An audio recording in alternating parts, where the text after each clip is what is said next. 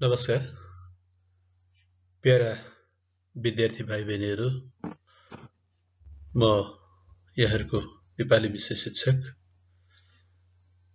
वैकुण्ठ प्रसाद नेउपाने आज माध्यमिक तहको कक्षा 11 को अनिवार्य नेपाली विषयमा समावेश गरिएको योगमाया शीर्षकको जीवनीको अभिव्यक्ति खण्डमा रहेको अभ्यासको सहजीकरण क्रियाकलाप सहित उपस्थित भएको छु।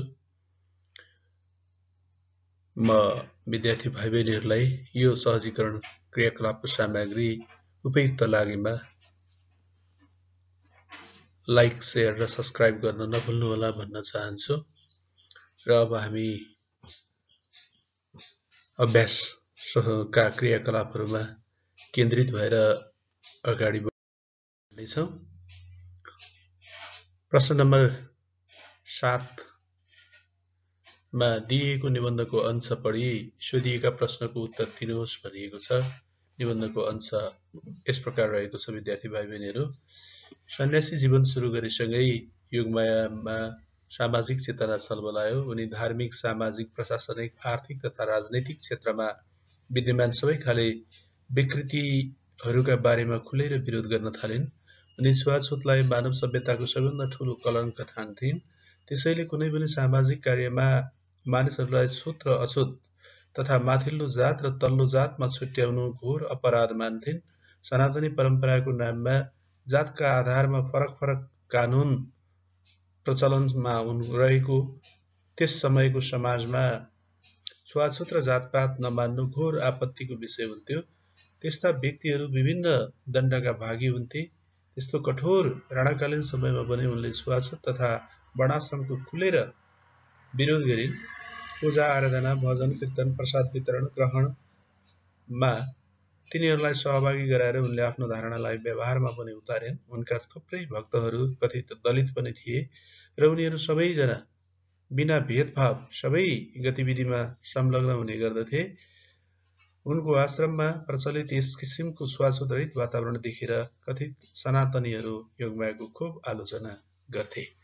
यो रहेको छ। अब यसका आधारमा सोधिएका प्रश्नहरू छन्। क मा योगमायाको धर्म सम्बन्धी मान्यता कस्तो रहेको थियो? यो प्रश्नको उत्तर निर्माण गर्दा विद्यार्थी भाइ बहिनीहरूले निम्न कुराहरू समावेश गर्नुहोला। योगमाया नेपाली पाठ्यपुस्तकका लेखक तथा सम्पादक मण्डलद्वारा सम्पादित प्रेरणादायी जीवनी हो। यसमा एउटा साहसी, विद्रोही, विदुषी, विद्वान महिला योगमायाको जीवनका विभिन्न आरोह अवरोह र भोगाईहरू अनि एउटा समन्यायमा आधारित समाज निर्माण गर्न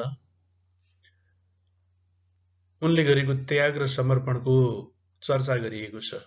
पहिलो अनुच्छेदमा यति कुरा लेखेर अब विद्यार्थी भाइ बहिनीहरू दोस्रो अनुच्छेदमा प्रवेश गरेर उत्तर लेख्न सुरु गर्नुहोला। योगमायाको जीवन, योगमायाको चरित्र र चिन्तनको निर्माण सामाजिक अपमान, तिरस्कार, उपेक्षा तथा धार्मिक अनुष्ठानको प्रभावमा निर्मित भएको हो। उनी सनातनी परम्पराको नाममा जातका आधारमा गरिने उच्च र नीचको व्यवहारलाई पटक्कै मन पराउँदैनथिन्। उनमा कर्तव्य नै धर्म, धर्म नै मानवहित र धर्मलाई मानवता पक्षबाट हेर्नुपर्छ भन्ने उदारवादी मानवीय चेतना विकसित भएको थियो। तत्कालीन समाजमा धर्मका नाममा, परम्पराका नाममा, प्रथाका नाममा, प्रचलनका नाममा कायम राखिएको जातपात र छुवाछुतलाई उनी मानव सभ्यताको कलङ्क हो भन्ने ठान्थिन्। उनले आफ्नो जीवन धर्म र जातका नाममा प्रचलित विभेदपूर्ण व्यवहार अन्त्य हुनुपर्छ, शोषण रहित, विभेद रहित, न्यायपूर्ण, समानतामा आधारित न्यायपूर्ण समाज निर्माण गर्नुपर्छ भन्ने उनको स्पष्ट मान्यता रहेको थियो। त्यसैगरी उनका विचारमा धर्मका नाममा धर्मका नाममा अरूलाई होच्याउने दुःख दिने कार्य गर्नु गलत हो। धर्मका माध्यमबाट समाजलाई सुधार गर्नुपर्दछ, समाजमा रहेका विकृति विसङ्गतिहरूको अन्त्य गर्नुपर्दछ भन्ने उनको दृढ विश्वास थियो। उनी छुवाछुतको खुलेर विरोध गर्थिन्। तत्कालीन निरङ्कुश र पुरातनवादी आर्य समाजी अन्धविश्वास र रूढिवादी परम्पराबाट ग्रस्त नेपाली समाजमा जन्मिएर पनि धर्मका नाममा कायम गरिएको मानवीय विभेदलाई मानव सभ्यताको कलङ्क मान्दै यसलाई हटाउनुपर्छ भनेर उनले प्रयत्न गरिन्, आफूलाई समर्पण गरिन्। उनी आफू संलग्न हुने सबै खालका धार्मिक अनुष्ठानका पूजा, कीर्तन, भजन जस्ता चाहिँ कार्यहरूमा प्रसाद वितरण, प्रसाद ग्रहण, निर्माण लगायतका चाहिँ धार्मिक अनुष्ठानका कार्यहरूमा तत्कालीन समाजले दलित र तल्लो जातको बिल्ला भिराइएका मानिसहरूलाई समेत समावेश गर्दथिन्। अर्थात् उनका भक्तहरू दलित समुदायका पनि थिए। दलित र गैर दलित दुवैलाई बराबर रूपमा चाहिँ आफ्ना धार्मिक अनुष्ठानका कार्यहरूमा संलग्न गराउने र यसरी संलग्न भएका भक्तजनहरूलाई निर्बाध रूपमा बिना अवरोध सबै कार्यक्रमहरूमा सहभागिताको अवसर दिलाउने गर्दथिन्। यसरी उनी धर्मलाई जडसूत्रवादी दृष्टिकोणले कहिल्यै परिवर्तन गर्न हुँदैन भन्ने खालको चाहिँ दृष्टिकोणले नभएर धर्मका नाउँमा कुनै पनि किसिमको मानवीय विभेद गर्नु हुँदैन भन्ने उनको चाहिँ मान्यता थियो। धर्मका अगाडि सबै मानिस समान हुन् र धर्मलाई मानव हितसँग जोडेर हेर्नुपर्छ भन्ने उनको दृष्टिकोण रहेको थियो, मान्यता रहेको थियो भनेर यो कमा सोधिएको योगमायाको धर्म सम्बन्धी मान्यताका विषयमा उत्तर निर्माण गर्नु पर्दछ। यसैगरी खमा विद्यार्थी भाइ बहिनीहरू पाठ समेतका आधारमा योगमायाले गरेका सुधारका प्रयत्नहरू, प्रयासहरूको वर्णन गर्नुहोस् भनिएको छ। यो चाहिँ खमा रहेको छ। अब यसको उत्तर निर्माण गर्ने सन्दर्भमा निम्न कुराहरू समावेश गर्नुपर्ने हुन्छ।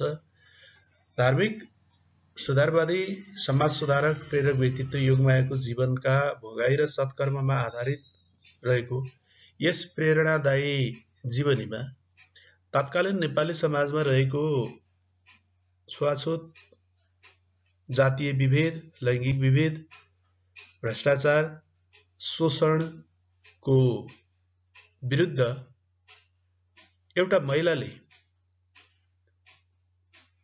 धर्मलाई माध्यम बनाएर, परम्परालाई माध्यम बनाएर विद्रोह गरेको सचेतना जागृत गराउन प्रयत्न गरिएको सन्दर्भलाई विषयवस्तु बनाइएको छ। राणाकालीन समयमा निरङ्कुश राणाकालीन शासन व्यवस्थामा जन्मिएर राणाहरूको बोली नै नियम र कानुनका रूपमा रहने त्यस्तो समयमा जन्मिएर पनि सामाजिक परिवर्तन, सामाजिक सुधार, सत्य, न्याय र धर्मको पक्षमा आवाज उठाउने साहसी, वीर, विदुषी, विद्वान महिला योगमायाको जीवनमा आधारित रहेको यस जीवनीमा उनले शोषण रहित, विभेद रहित, भ्रष्टाचार रहित समाज निर्माणको पक्षमा आवाज उठाएको सन्दर्भको चर्चा गरिएको छ। उनले समाजमा, तत्कालीन समाजमा धेरै सुधारका प्रयत्नहरू गरिन्। यो जीवनीमा उनले पुर्याएको सामाजिक सुधारका निम्ति गरेका प्रयत्नहरू नै चर्चा गरिएका छन्, जसमध्ये उनले भोग्नु परेको उनी जस्ता धेरै नेपाली दिदीबहिनीहरूले भोग्नु परेको बाल विवाह र बाल विवाहको लगत्तै हुने पतिको निधन र त्यसबाट हुनुपर्ने बाल विधवा भएर बाँच्नुपर्ने, आजीवन विधवा भएर पतिको सतीत्वमा बाँच्नुपर्ने, कुण्ठित भएर महिलाले सबै खालका अपमान, तिरस्कार जस्ता कुराहरू सहेर बाँच्नुपर्ने परम्परालाई चुनौती दिँदै दोस्रो विवाह गरिन्। यति मात्रै होइन, महिलाहरूलाई घरको चार दिवारभित्र घरधन्दा, वस्तुभाव, बालबच्चामा जिम्मेवार बनाउने तात्कालीन परम्पराको विरोध गर्दै उनले आफूलाई घरको 4 दिवारभित्र चौघेराभित्र सीमित गरिनन्। धर्म, योग र साधनालाई समाज परिवर्तनको माध्यम बनाउने बाटो रोजिन्। तात्कालीन सामन्ती व्यवस्थामा गरिबहरूमाथि हुने थिचोमिचो, साहु महाजनहरूले गरिबलाई दिएको ऋणको ब्याज, प्याज, स्याज समेत हिसाब गरेर घरबास उठीबास गराउने, घरबास खोज्ने परम्पराको खुलेर विरोध गर्ने, साहुसँग थोरै ऋण लिए बापत घरबार गुमाउनु पर्ने, पुस्ताउने उसको हली बस्नु पर्ने, खेती चलाइदिनु पर्ने सामन्ती संस्कारको, सामन्ती सत्ताको उनले विरोध गरे। यसैगरी तत्कालीन समाजमा कथित सामन्तीहरूले दिँदा सानो पाथीले दिने र लिँदा ठुलो पाथीले लिने परम्पराको विरोध गर्ने, समाजमा विद्यमान रहेको, समाजमा प्रचलनमा रहेको जातपात र छुवाछुतको विरोध गर्नु, दास प्रथा, सती प्रथाको विरोध गर्नु उनले समाजसेवामा समाज सुधारका निम्ति गरेका प्रयत्नहरू हुन् भने लैङ्गिक विभेदको विरुद्ध आवाज उठाउनु, लैङ्गिक विभेदको विरुद्धमा आवाज उठाउनु उनले आफैले जीवनमा भोगेका छोरी भए बापत, कसैकी श्रीमती भए बापत, कसैकी बुहारी भए बापत नेपाली समाजमा महिलाहरूले भोग्नु परेको कष्टप्रद अवस्थाको विरोध गर्नु, खुलेर विरोध गरे। दलितहरूलाई समेत पूजा, भजन, कीर्तन, प्रसाद वितरण, निर्माण जस्ता कार्यहरूमा समावेश गराउनु, योग र साधनाका माध्यमबाट धार्मिक तथा सामाजिक सुधारको प्रयत्न गर्नु, सत्य, न्याय, धर्म र निष्ठाको माग गर्दै अग्नि समाधिका लागि तयार हुनु, अग्नि समाधिको जस्तो चाहिँ एउटा हठ योग, भौतिक रूपमै आफूलाई समाप्त पार्ने जस्तो विद्रोहको नयाँ चाहिँ नौलो क्रान्तिको रूप अवलम्बन गर्न खोज्नु, त्यति मात्रै नभएर शोषण रहित, विभेद रहित, भ्रष्टाचार रहित, समन्यायमा आधारित समाज निर्माणको पक्षमा राणा प्रधानमन्त्रीसम्म भेटेर आवाज उठाउनु उनले समाज सेवामा अथवा समाज सुधारका निम्ति गरेका प्रयत्न हुन् भनेर यसको उत्तर निर्माण गर्नुपर्दछ विद्यार्थी भाइ बहिनीहरू। अब यसै गरी हामी प्रश्न नम्बर 8 मा केन्द्रित रहन्छौँ, जसमा उत्तर दिनुहोस् भनिएको छ। क मा योगमायाको बाल्यकाल र किशोरावस्था कस्तो रह्यो? विषम 1924 मा यसको उत्तर निर्माण गर्दा निम्न कुराहरू यहाँहरूले समावेश गर्न सक्नुभयो भने उत्तर उत्कृष्ट बन्छ, राम्रो बन्छ। विषम 1924 मा पिता श्रीलाल नेउपाने र माता चन्द्रकला नेउपानेको पहिलो सन्तानको रूपमा योगमायाको जन्म भएको थियो। तात्कालीन परम्परा अनुसार 7 वर्षको कलिलो उमेरमा नै यिनको विवाह भएको र 9 वर्षको उमेरमै उनको पतिको देहावसान पछि उनले त्यो कलिलो उमेरमै वैधव्यता धारण गर्नु परेको थियो। वैधव्यता धारण गरिसकेपछि अन्धविश्वास र रूढिवादी परम्पराका कारणले उनले घरमा सासू र नन्दहरूबाट धेरै अपमान, तिरस्कार, हेला, उपेक्षा सहनु परेको थियो। मानसिक तथा शारीरिक प्रताडनाहरू, पीडाहरू, यातनाहरू सहनु परेको थियो। तैपनि उनी जसो तसो गरेर तत्कालीन नेपाली समाजमा बिहा गरेकी छोरी चेली माइत बस्नु हुँदैन, माइत बसेमा घर खान नसकेर, गरी खान नसकेर माइत बसेको अवगाल लाग्थ्यो। आलोचनाको विषय बन्थ्यो। महिलाहरूको धारा, कुवा, मेलापात, घाँस दाउरा, सोत्तर गर्ने बेलामा कुराकानी गर्ने विषय बन्थ्यो, औँला उठाइन्थ्यो। यी सबै कुरालाई मनन गरेर उनी 14 वर्षसम्म अनेकौं किसिमका शारीरिक र मानसिक यातना सहेर घरमा बसे। तर जन्डा सासू र नन्दको ज्यादती सहन नसकेर माइत गए। माइत गएर पनि माइतीले घरमै फर्काउने प्रयत्न गरे बसे। उनलाई घरमा फर्काउने प्रयत्न गरियो, नमानिसकेपछि माइतीमा पनि उनले तिरस्कार, उपेक्षा, घृणा, अपमान सहनु पर्यो। यसपछि बिचरा 9 वर्षको उमेरमा पति गुमाएकी, असहाय बनेकी, सहारा गुमाएकी योगमायाका लागि न घर सहारा बन्न सक्यो, न जन्म घर, न कर्म घर सहारा बन्न सक्यो। दुवैतिर उनलाई अपमान, तिरस्कार, उपेक्षा हात लागेपछि उनले घर छोडेर, माइती छोडेर भागेर आसाम पलायन भएकी थिइन्। यी कुराहरू उनको बाल्यकाल र किशोरावस्थाका भोगाइका सन्दर्भमा उल्लेख गर्नुपर्दछ। विद्यार्थी भाइ बहिनीहरू, यसलाई उल्लेख गरेर यहाँहरूले उत्तर निर्माण गर्नु होला। यस्तै खमा छ, योगमाया कसरी आध्यात्मिक विषयमा आकृष्ट भइन्। जब योगमाया घरमा टिक्न नसकेर माइत गइन्, माइतमा पनि घर फर्काउने प्रयत्न भयो। घर फर्काउने प्रयत्न भएपछि माइती जान मानेनन्, अनि माइतमा पनि अब उनले क्रमशः हेला र तिरस्कार, अपमान, उपेक्षाको भावले हेर्न थालियो। अब सहारा विहीन भएपछि उनले आफूलाई घरबाट र माइतबाट टाढा राख्नको निम्ति भागेर आसाम पलायन भइन्। आसाम गएपछि पनि त्यहाँ उनले एक्लो महसुस गरिन्। सुखपूर्वक उनको जीवन बित्न पाएन। उनका जीवनमा कणेल थरका व्यक्ति आइपरे। कणेल थरका व्यक्तिको प्रस्ताव अनुसार उनले विवाह गरिन्, तर त्यो वैवाहिक सम्बन्ध लामो समयसम्म टिक्न सकेन। ती कणेल थरका व्यक्तिको समेत निधन भयो। दुःख सुख उनको जीवन क्रमशः अगाडि बढ्दै थियो। फेरि डोटेल थरका एकजना पुरुषले प्रस्ताव गरे, विवाहको प्रस्ताव गरे। उनले विवाह गरिन्। विवाह गरेपछि ती डोटेल थरका व्यक्ति र उनीबाट नयनकला नामकी छोरी जन्मिन् र आसाममा बसोबास गर्ने सन्दर्भमा उनी त्यहाँका चाहिँ सामाजिक धार्मिक गतिविधिमा संलग्न हुँदै गइन्। पूजा प्रार्थना लगायतका चाहिँ क्रियाकलापहरूमा नेतृत्वदायी भूमिका पनि निर्वाह गरिन् र यसरी पूजा,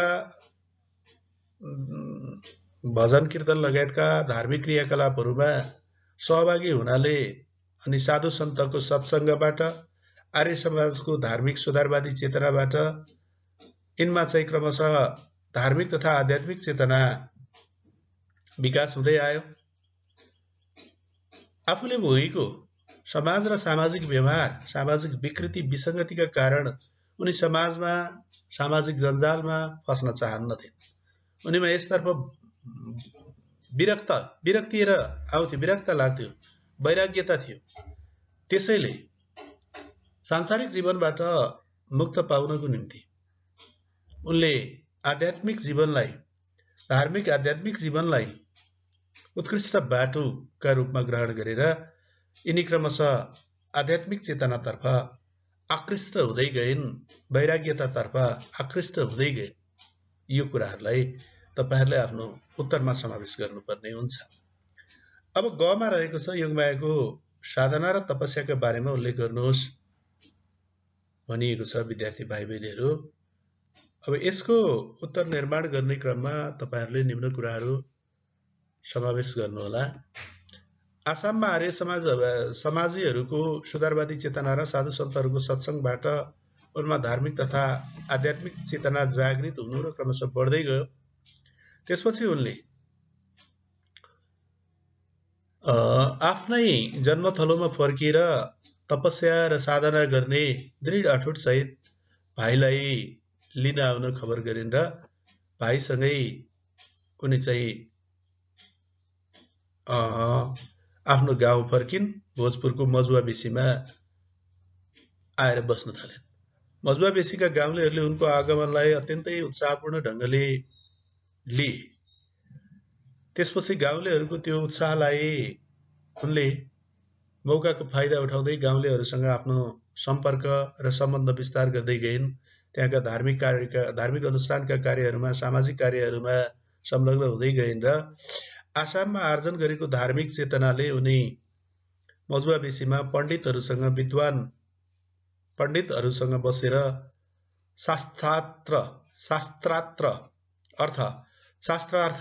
शास्त्रको विषयमा, धर्मको विषयमा बहस छलफल गर्न तयार भइन्।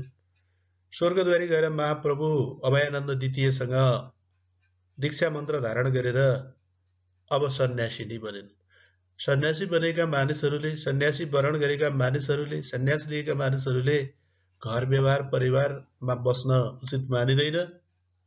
त्यसैले उनी उफ्रौली टारमा अरुण नदीको किनारामा कुटी बनाएर बस्न थालिन्। पूजा पाठ, जप, ध्यान र प्रवचनमा समय बिताउन थालिन्। कहिले निराहार, कहिले जलाहार, कहिले अल्पाहार हुँदै अरुण नदीको पानीमा शरीरलाई सबै किसिमको वातावरणमा अनुकूलित बनाउनको निम्ति अरुण नदीको चिसो पानीमा आधा शरीर डुबाएर लामो समयसम्म चाहिँ उनी तपस्या गरेर बस्थे, साधना गरेर बस्थे। त्यसैगरी पञ्चाग्नि तापेर बस्ने, हिमाल पारी गएर तपस्या गर्ने, अग्ला स्थानमा गएर तपस्या गर्ने, योग र साधनामा तल्लीन हुनु। यसरी उनले आफ्नो जीवनलाई सांसारिक मोहबाट माथि उठाउन, जबसम्म मान्छे सांसारिक मोहबाट माथि उठ्न सक्दैन त्यसले समाज सेवामा योगदान पुर्याउन सक्दैन। हाम्रो हामीमा अल्मलिएको मान्छेबाट सामाजिक सुधारका कार्यहरूको कल्पना गर्नु निरर्थक रहन्छ भन्ने मान्यतालाई आत्मसात गर्दै यिनले आफूलाई जित्नको निम्ति, आफ्नो आत्मालाई, आफ्ना इन्द्रियहरूलाई बसमा राख्नको निम्ति, यो शरीर केही होइन, पाँच भौतिक देह केही होइन भन्नको निम्ति तपस्याका माध्यमबाट उनले चाहिँ प्रयत्न गरिन्। यो कुरा विद्यार्थी भाइ बहिनीहरूले आफ्नो उत्तरमा समावेश गर्नुहोला। अब प्रश्न नम्बर घमा छ। घमा योगमायाको अग्नि समाधिका योजना कसरी असफल भयो? योगमायाले विषम 1993 मा आफै काठमाडौँसम्म गएर तत्कालीन राणा प्रधानमन्त्री श्री 3 महाराज युद्ध शमशेरलाई भेटेर सत्य धर्मको भिक्षाको आश्वासन पूरा गर्न आग्रह गरिन्।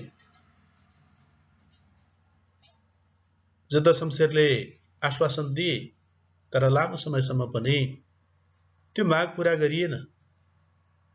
योगमायाको मागप्रति बेवास्ता गरियो र उनले विषम 1995 कार्तिक 27 गते शनिबारसम्म यदि माग पूरा नभएमा सामूहिक आत्मदाहको घोषणा गरे। उफ्रौली टारको मैदानमा अब आत्मदाहको दिन नजिकै गर्दाखेरि उफ्रौली टारको मैदानमा मान्छेहरू क्रमशः घुइँचो लाग्न थाले। विशाल यज्ञस्थल निर्माण गरियो। जंगलबाट थुप्रै दाउराहरू ल्याएर थुपारियो। हवनका लागि श्रीखण्डहरू ल्याइयो।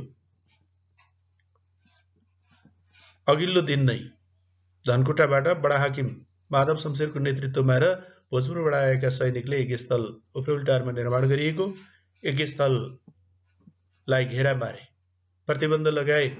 योगमाया लगायत उनका भक्तजनलाई पक्राउ गरेर पुरुषहरूलाई धनकुटा जेल चलान गरे भने महिलाहरूलाई भोजपुरकै एउटा पार्टीमा लगभग 11-12 दिन केही दिन थुनेर पछि छोडियो। यसरी योगमायाको अग्नि समाधिको योजनालाई असफल बनाइयो, असफल भयो भनेर यसको उत्तर निर्माण गर्नुहोला। ङमा योगमायाको जीवनीबाट पाइने शिक्षा के हो त? विद्यार्थी भाइ बहिनीहरू, मानिस जन्मनु र मर्नु प्राकृतिक नियम हो। यो जीवन र मरणको प्राकृतिक नियमलाई, जन्म र मरणको प्राकृतिक नियमलाई कसैले कुनै तागतले आफ्नो नियन्त्रणमा राख्न सक्दैन। त्यसैले यो क्षणभङ्गुर छ, नाशवान छ। त्यो नाशवान जीवनमा के असल कर्म गर्नुपर्दछ, सत्कर्म गर्नुपर्दछ, ताकि मानव सभ्यतामा आफ्ना भोगाइहरू भावी पिँढीले बेहोर्नु नपरोस् भनेर क्रियाशील रहेकी, आफूले विधवा बन्नु परे बापत भोगेका नारकीय र कारुणिक व्यवहारहरू, मानसिक र शारीरिक यातनाहरू भविष्यमा विधवा बन्ने कोही पनि महिलाले भोग्नु नपरोस्। महिलाहरूले पनि समाजमा सम्मानजनक स्थान प्राप्त गरून्। दलित र छुवाछुतका नाममा मानिस बीचको विभेद हटोस्। सामन्तहरूले आफू सम्पन्न भएकै आधारमा गरिबहरूमाथि गर्ने थिचोमिचो शोषण, दमन, उत्पीडन अन्त्य होस्। नेपाली समाजमा महिला भएकै कारणले महिलाहरूले भोग्नु परेका शारीरिक तथा मानसिक यातनाहरू अन्त्य हुन्। पुरुषहरू सरह जिम्मेवार बनाइयोस्, अवसर प्रदान गरियोस् भनेर योगमायाले आफ्नो जीवनलाई समर्पित गरे। योगमायाको जीवनबाट सत्य, न्याय र धर्मको रक्षार्थ जस्तोसुकै विषम र जटिल परिस्थितिमा पनि विचलित नहुनुपर्ने, क्रियाशील रहनुपर्ने हामी शिक्षा प्राप्त गर्न सक्छौँ। शोषणको विरोध गर्नुपर्ने, छुवाछुत तथा जातिपाती प्रथाको विरोध गर्नुपर्ने जस्ता लगायतका कुराहरू र धर्मलाई मानव हितका निम्ति प्रयोग गरिनुपर्ने, धर्मलाई मानवतासँग जोडेर परिभाषित गर्नुपर्ने सन्देश हामी योगमायाको जीवनबाट पाउँछौँ। योग र साधनाका माध्यमबाट योग र साधनालाई स्वास्थ्यका लागि, मानव स्वास्थ्यका लागि मात्रै नभएर सिङ्गो समाजको हितका निम्ति, भलाइका निम्ति प्रयोग गर्न सकिन्छ भन्ने सन्देश पनि हामी प्राप्त गर्न सक्छौँ। एउटा क्रूर जानिया राणाशाही तन्त्रमा जन्मिएकी छोरी चेली, जतिखेर छोरीलाई घरबाट बाहिर निस्किन बन्देज लगाइन्थ्यो, नारीहरूले बोलेका कुराहरूको सुनवाई हुँदैन थियो, आइमाई बिचारी गाउँ बिगारी पोथी बासे अनिष्ट हुन्छ जस्ता भनाइहरूबाट नारीहरूलाई तिरस्कृत, अपमानित, नारीहरूका विचारलाई चाहिँ दबाइन्थ्यो, कुण्ठित बनाइन्थ्यो। त्यस्तो कालो युगमा जन्मिएर शिक्षा दीक्षाको अवसरबाट वञ्चित गराइन्थ्यो। त्यस्तो युगमा जन्मिएर पनि उनले आफूले भोगेका आफ्ना भोगाइहरूप्रति विद्रोह गर्दै भविष्यमा यस्तो गर्नु नपरोस् भनेर एउटा ठूलो भौतिक देह नै समाप्त पार्ने विद्रोहको अनौठो रूप, क्रान्तिको अनौठो बाटो अवलम्बन गरेर समाज परिवर्तनको सन्देश दिए। यो कुरालाई हामीले आत्मसात गर्नुपर्दछ। सदा समाजमा देखिएका विकृति, विसङ्गति, शोषण, दमन, उत्पीडन, छुवाछुत, लैङ्गिक विभेद जस्ता असमानताहरूलाई हटाएर समन्यायमा आधारित समाज निर्माणको निम्ति क्रियाशील हुन सक्नुपर्दछ भन्ने प्रेरणा, भन्ने शिक्षा हामी योगमायाको जीवनीबाट प्राप्त गर्न सक्छौँ भनेर यसको उत्तर निर्माण गर्नुपर्छ। विद्यार्थी भाइ बहिनीहरू, अब प्रश्न नम्बर 10 मा व्याख्या गर्नुहोस् भनिएको छ। यस्तो छ, 9 मा व्याख्या गर्नुहोस् भनिएको छ। प्रश्न यस्तो छ, यी तपस्याका विविध मोडहरूको मुख्य उद्देश्य जीवनका लोभ र मोहबाट मुक्त हुँदै समाज सुधारको चाहना राख्नु थियो भनिएको छ। यसको व्याख्या गर्ने सन्दर्भमा निम्न कुराहरू समेट्नुहोला। पहिलो अनुच्छेदमा अन्धविश्वास, अशिक्षा र पढ्छौटेपनले गाजिएको थिलथिलो बनाएको नेपाली समाजमा हुर्केर एउटी विधवा महिलाले भोग्नुपर्ने भोग्दै आएका सम्पूर्ण हेला, अपमान, उपेक्षा, तिरस्कार, लैङ्गिक विभेदको कसीमा आफूलाई खारेर समाजमा विद्यमान शोषण, दमन, उत्पीडन र सबै खालको विभेदको अन्त्यको आवाज उठाउने साहसी महिलाको जीवनीमा आधारित योगमाया शीर्षकको जीवनीमा आधारित रहेको यस वाक्यांशमा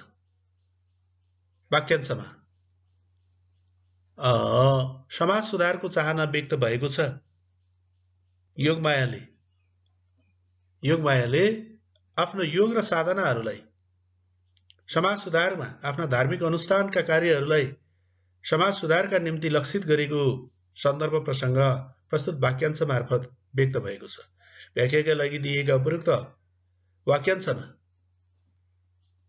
मानिसलाई लोभ र मोहबाट मुक्त हुनका निम्ति,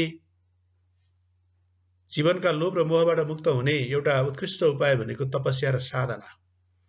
तपस्या र साधनाका माध्यमबाट मानिस सांसारिक मोहबाट, सांसारिक बन्धनबाट माथि उठ्न सक्छ र सांसारिक मोह र बन्धनबाट माथि उठेको मानिसले समाज सुधारका निम्ति आवाज उठाउन सक्छ, आवाज भर्न सक्छ, ठोस योगदान पुर्याउन सक्छ भन्ने विश्वास व्यक्त गरिएको छ। आसाममा रहँदा आर्य समाजीहरूको सुधारिएको धार्मिक चेतना र साधु सन्तहरूको सत्सङ्गको प्रभावले योगमायामा क्रमशः धार्मिक र आध्यात्मिक चेतनाको विकास हुँदै गयो। उनी अब तपस्या र साधनाका माध्यमबाट तत्कालीन समाजमा रहेका विकृत सामाजिक धार्मिक चेतनाहरूको सुधार गर्ने अभियानमा समावेश हुने दृढ अठोट सहित भाइसँग मजुवा बेसी फर्किन् र त्यहाँ मजुवा बेसी आइसकेपछि विभिन्न स्थानमा कुटी बनाएर धार्मिक कार्यक्रमहरूमा समावेश भएर अब तपस्याका विभिन्न रूपहरू, निराहार, जलाहार, अल्पाहार, नदीमा चाहिँ लामो समयसम्म डुब्ने, चिसो पानीमा डुब्ने, पञ्चाग्नि ताप्ने, हिमालमा गएर चाहिँ तपस्या गर्ने, अग्ला स्थानहरूमा गएर तपस्या गर्ने जस्ता हठ योगहरू गर्न थाले। यी सबै तपस्याका चाहिँ विविध मोडहरू किन उनले चाहिँ अवलम्बन गरिन् त भने उनी सांसारिक जीवनबाट मुक्त हुन चाहन्थिन्, आफ्ना इन्द्रियहरूलाई आफ्नो बसमा नियन्त्रणमा लिन चाहन्थिन्, सबै खालको कष्ट सहन सक्ने सामर्थ्य विकास गर्न चाहन्थिन्, त्यो शक्ति आर्जन गर्न चाहन्थिन् र यसरी लोभ र मोहबाट मुक्त भएर समाज सुधार गर्न सकिन्छ। समाज सुधारका निम्ति हामीले सबै खालका लोभ र मोह त्याग्नुपर्छ। समाज सुधार गर्नु भनेको समाजमा कायम रहेका विकृति विसङ्गतिहरू, शोषण दमन उत्पीडनहरू, सबै खालका भेदभावहरू हटाउनु। यसका निम्ति पहिले व्यक्ति स्वयं आफूलाई जित्न सक्नुपर्दछ, आफ्नो शरीरमाथि विजय हासिल गर्न सक्नुपर्छ, मनमाथि इन्द्रियहरूमाथि विजय हासिल गर्न सक्नुपर्दछ। त्यसका निम्ति यो सांसारिक ममताको जालोबाट माथि उठ्नका निम्ति योग र साधनाका चाहिँ विविध मोडहरूले नै सहयोग पुर्याउँदछन् र यसरी ममताको जालोबाट माथि उठेको, ममताको जालोबाट चाहिँ स्वतन्त्र भएको मानिसले मात्रै समाज सुधारका लागि चाहिँ आफूलाई क्रियाशील बनाउन सक्छ, त्याग र समर्पित बनाउन सक्छ भन्ने भाव प्रस्तुत वाक्यांशमा व्यक्त भएको छ। यसरी व्याख्या गर्नुहोला।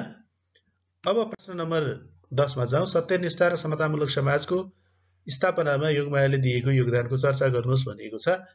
विक्रम सम्वत 1924 मा भोजपुरको नेपाली डाँडामा सामान्य परिवारमा जन्मिएकी योगमाया तत्कालीन समाजमा रहेको अन्धविश्वास र रूढिवादी परम्पराको शिकार भई 7 वर्षको उमेरमा विवाह बन्धनमा बाँधिनु पर्यो। कसैको पत्नी, कसैकी बुहारी, कसैकी भाउजू, कसैकी चाहिँ देउरानी, कसैको चाहिँ बुहारीको रूपमा चाहिँ भित्रिनु पर्यो। बालापनको खुसी विवाहसँगै खोसियो। 9 वर्षको उमेरमा पति मरेपछि उनलाई विधवा भनियो, विधवा बन्न विवश बनाइयो। उनका सारा खुसीहरू लुटियो। अब अँध्यारो जीवनको चाहिँ यात्रा सुरु भयो। विधवा माथि हुने सारा मानसिक तथा शारीरिक यातना भोग्न उनी विवश भइन्। कसैसँग हाँसेर बोले पनि उत्ताउली भई भन्ने, निउरिएर झोक्राएर बोल्यो भने घोप्टे भई भन्ने, पोइ टोकुई, अलक्षिना, यी त सबै कुराहरू नेपाली चेलीहरूले भोगेका वास्तविक कारुणिक र मार्मिक भोगाइ हो। घरमा 14 वर्षको उमेरसम्म बस्दाखेरि पनि सासु र नन्दको व्यवहारमा परिवर्तन आएन। उनीहरूको विवेकको बिर्को खुलेन। उनीहरू आफू महिला भएको कुरा बिर्सिए। विभिन्न किसिमका चाहिँ यातनाहरू दिन थाले। यो सहन नसकेर माइतमा गइन्। माइतीले फेरि विवाह भएकी चेली घर गरेर खानुपर्छ। यदि माइत बस्न थाली भने गाउँलेहरूले कुरा काट्छन्, इज्जत र प्रतिष्ठा ह्रास आउँछ, सामाजिक प्रतिष्ठा खस्कन्छ भनेर घर जान प्रेरित गरे। घर जान चाहिँ फोर्स गर्न थालेपछि उनी माइतमा समेत अपमान, तिरस्कार र उपेक्षा सहन नसकेर घर र माइती दुवैबाट भागेर आसाम पलायन भए। आसामको बसाइले उनमा धार्मिक तथा आध्यात्मिक जीवनशैली प्रतिको आकर्षण बढ्यो। सामाजिक चेतना जागृत भयो। अब उनले धार्मिक र आध्यात्मिक चेतनाका माध्यमबाट समाजमा रहेका विकृत व्यवहारहरू, विसङ्गत व्यवहारहरूको अन्त्य गराउन सकिन्छ भन्ने दृढ अठोट व्यक्त गरिन् र भाइलाई लिन आउने खबर पठाएर मजुवाबेसी फर्के। तपस्या, योग र साधनाका माध्यमबाट सत्य, धर्म, न्याय, समन्यायमा आधारित समाज स्थापनाको चाहना राखेर उनी क्रियाशील हुन थाले। उनले आफ्ना धार्मिक ज्ञानका माध्यमबाट, आफ्नो बुद्धिका माध्यमबाट, आफ्नो असाधारण प्रवचन क्षमताका माध्यमबाट भोजपुर आसपास, मजुवाबेसी आसपासका मान्छेहरूमा प्रभाव जमाउन थाले। त्यस आसपासका मानिसहरू उनलाई विश्वास गर्न थाले। उनीबाट प्रभावित भए। उनको योग र साधनाका क्रियाकलापबाट, धार्मिक क्रियाकलापबाट प्रभावित हुन थाले। त्यसपछि उनको प्रवचनमा सामेल हुन थाले। यसलाई उनले अवसरको रूपमा प्रयोग गर्दै साहु महाजनहरूबाट गरिबमाथि हुने थिचोमिचो, अन्याय अत्याचारको विरोध गर्ने, सानो पाथीले दिने र ठुलो पाथीले लिने प्रचलनको विरोध गर्ने, त्यसै गरेर समाजमा प्रचलन रहेको, विद्यमान रहेको जाति प्रथा, छुवाछुत, उच्च र नीचको विभेदको विरोध गर्नु, लैङ्गिक विभेदको विरोध गर्नु, राणा शासकहरूसँग सती प्रथा, दास प्रथा उन्मूलनका आवाजहरू उठाउनु, विरोध गर्नु, सत्य, न्याय र धर्मको भिक्षा माग्नु, आश्वासन पुर्याउन अग्नि समाधि र जल समाधि जस्ता विद्रोहको अनौठो प्रयोग गर्नु, यी चाहिँ उनले सत्यनिष्ठा र समतामूलक समाजको स्थापनार्थ पुर्याएका योगदानका रूपमा चर्चा गर्नुपर्छ। विद्यार्थी भाइ बहिनीहरू, यति कुराहरू समावेश गरेर यहाँहरूले उत्तर निर्माण गर्नुहोला। अत विद्यार्थी भाइ बहिनीहरू, यो सिकाइ सामग्री, मैले फेरि पनि भन्छु, यो गाइड तयार गरे होइन, उत्तरै तयार गरिदिएको होइन। विद्यार्थी भाइ बहिनीहरूलाई आफू भएर बाँच्नको निम्ति, सिकारु भएर आफ्नो सिकाइलाई मजबुत बनाउनको निम्ति सहयोग पुगोस् भन्ने उद्देश्यले यो सामग्री निर्माण गरिएकोले फेरि पनि उपयुक्त लागेमा लाइक, शेयर र सब्स्क्राइब गर्न नभुल्नुहोला। जहाँ रहनुहुन्छ स्वस्थ र व्यस्त रहनुहोस्, मस्त रहनुहोस्। आजको दिन सुख र सन्तोषपूर्ण रहोस्। धन्यवाद। नमस्कार।